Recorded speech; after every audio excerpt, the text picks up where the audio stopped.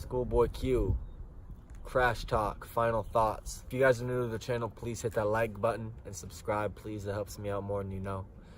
Anyway, so originally I gave this album a 6 out of 10. In my last video, you can go check that out. But after listening to it pretty much on repeat at work, I work Monday through Thursday, 6 a.m. to 4:30, 10-hour days. After listening to it, not all day long, obviously, but after, digesting it, and I knew it would grow on me, as time settles, and especially, years go by. You look at how well Oxymoron aged and how well Blank Face still sounds today, and great albums. And, at first listen, I wasn't that hype about it, but as you digest it and let it sit for a little bit, and, so it's only been like 2 weeks or whatever. It dropped on April 26th. Today's the 9th. So a little bit ago, but I originally gave it a 6 out of 10, and now I can honestly say that I give this shit a 7 out of 10, a 7, maybe 7, maybe 7.5. Just because I rated it so low, I rated it 6 out of 10, just because it's first thing that really I noticed. The album is short, man. It's very short. It's not even an hour.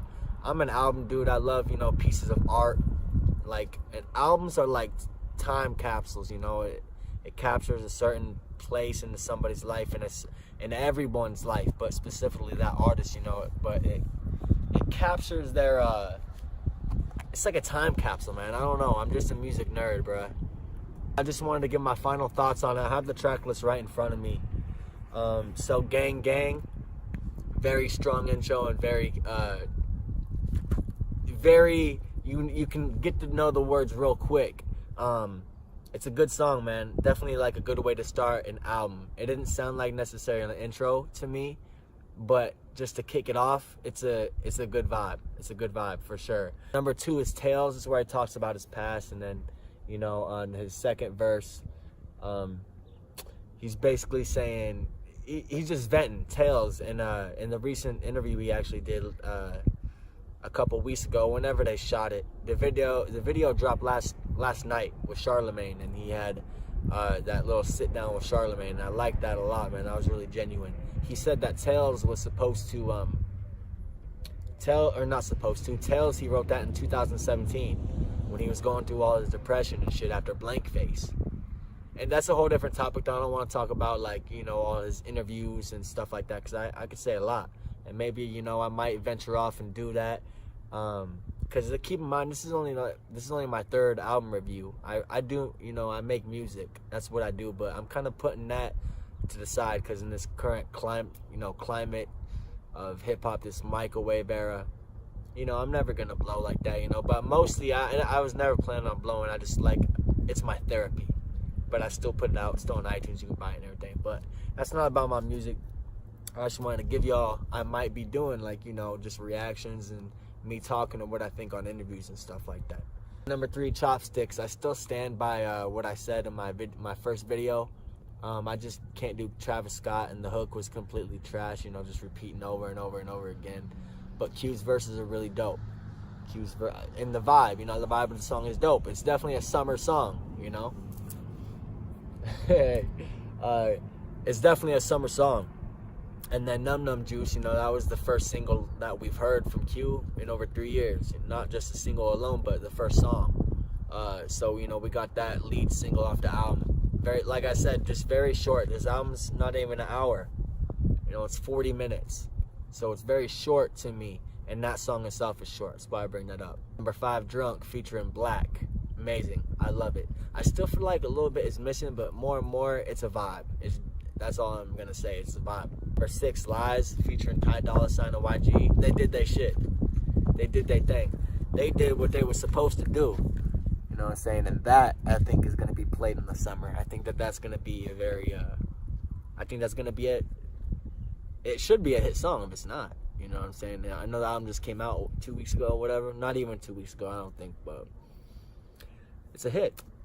It's definitely a hit. The hook is catchy as fuck. Ty did his thing. I don't listen to YG like that, but he had a solid verse. I can't complain about nothing. Number 7, 5200. Very catchy. I can remember right now. 5200, one swipe, throw it away. Yeah, that song is definitely a bop. It gets you in your bag a little bit, your little mixy bag. You feel me? 8 Black Folk. I'm not gonna say I didn't like this song at first, but I wasn't like listen. You know, I first listen, you can't really, deep dive or whatever. But as I've been listening to the album and digesting it, Black Folk is it's like I said, I'm gonna still stand by what I said on the production. It's just very, very smoky, cloudy, atmospheric, maybe kind of a lazy, but I don't want, people to take that in a bad way. But the message on there is great, and the hook is very catchy. It's just very dreamy. Wasted, wasted. And it's just like, I picture like stars and stuff. I don't know. A 9 Floating with 21 Savage. I did keep this song. It has grew on me a little bit, but I haven't heard 21's verse except for the, in my reaction review. Because I cut his shit off. I didn't like that. But so Q's verse just alone, and I edited out the audio of 21 Savage's verse. It's an okay song. That's one I could have dealt without, Same thing with number 10, Dangerous with Kid Cudi. It feels like an interlude to me, but it was just very poorly produced. Q is saying something, but it's just not coming across clear. And then Kid Cudi, I don't think he reached his full potential on what he could have done with ScHoolboy's. He didn't bring much to the album, is what I'm trying to say. He didn't. He contributed, but I'm saying he didn't do what he can do, Number 11, Die With Him. It's okay, like I still said in my video reaction, I still stand by that, but it's catching on more and more, As I, today at work, I listened to, in order, Setbacks, Happens and Contradictions.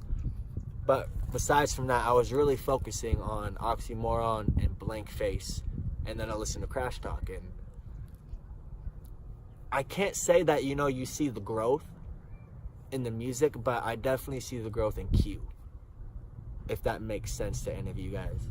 If you know what I'm talking about, let me know. Put it down in the comments or whatever. But I don't necessarily hear the growth in the music, but from what I've seen and the content-wise, Q is just, maturing and growing up. He's always gonna, talk about the same shit, but man, y'all know what I'm saying, man. I don't want to take forever editing this shit. Especially because I'm trying to get new followers, more subscribers and stuff. I'm gonna start doing videos like this. Me talking on music. I'm a hip hop head. And like I said, I just make my own music. I've never really thought to do all of these reaction videos and stuff. But they popping now. It's 2019. It's cool. Maybe this will pop out. Maybe it won't. But that's what I'm trying to do. So please subscribe if you're fucking with just my character, my personality, or how I talk about music or whatever. Number 12, CrasH, the best song on the motherfucking album, yo. And I'm gonna say that very confidently. Like, if you put that on at any time, I mean, it's gonna get you in the vibe. It's gonna get you in the mood. It's just it's that song, 5 stars, man. 5 stars. Now, that's the kind of Q I wanted, in the first place. That's not what I was expecting, but, man, y'all know that production, that's crazy, man. And just so catchy. What does he say? Daughter needs new shoes. If I lose, she lose. And I ain't get used to losses. I'm going off till I crash. Anyways, it's just a bop, man. You should hear it in the subs too. I'm sure a lot of y'all have listened to this shit in the car. Knocks, for sure. It's number 13, Water. Like I said earlier in this video, I feel like Q's doing, speaking shit. It just doesn't come across very well, because I don't see the reason why he had Lil Baby on this project. And I'm not a Lil Baby fan. I'm not with the new mumble rap shit, I'm not like the SoundCloud. Even if it's not SoundCloud, I'm just not with the whole mumble rap thing. I fuck with Future and a little bit of Young Thug. I'm like that middle child kind of age. I'm 25. I turned 26 in 4 months. So there's like a time frame you guys can maybe align yourself with, or kind of get where I'm coming on my perspective. I just don't fuck with the face tattoos, gimmicky trash music, you know. I just don't know what Q thought Lil Baby was gonna bring to the project. So I go back to my point, let's resurface. Water, Q saying something, I do like his verses, but the beat, I just don't like the beat. It's very lazy, it feels not finished. And then I don't know what Lil Baby added to it. And then the outro, Attention. Like I said, I wished for a better outro. But he's just kind of reflecting on where he is now in life. You know, reflecting on where he's at. You know, he's getting praises by Jay, but he's just happy. He's happy that Jay even knows his name. His favorite rapper is Nas. Nas is telling him he's the best. Just kind of his mindset right now. So, anyway, guys, the album cover, super fire. But album is very short. Once again, I give this a 7 out of 10. I did rate it a 6 out of 10, and that does seem low because I was disappointed at first. But as you obviously, you know, it grows on you. Digest. You know, it's digesting still. But as I listen to Oxymoron today, Blank Face, and then CrasH Talk all in a row, you know, it's not too bad. It's not too bad of a project, what everyone's saying. So that's my review, guys. Please hit that like button, subscribe down below, and we're gonna be getting it this year. This is just a start. So, like, it's my third reaction review video, whatever. So we're only gonna go up from here. So I appreciate you all. Stay blessed.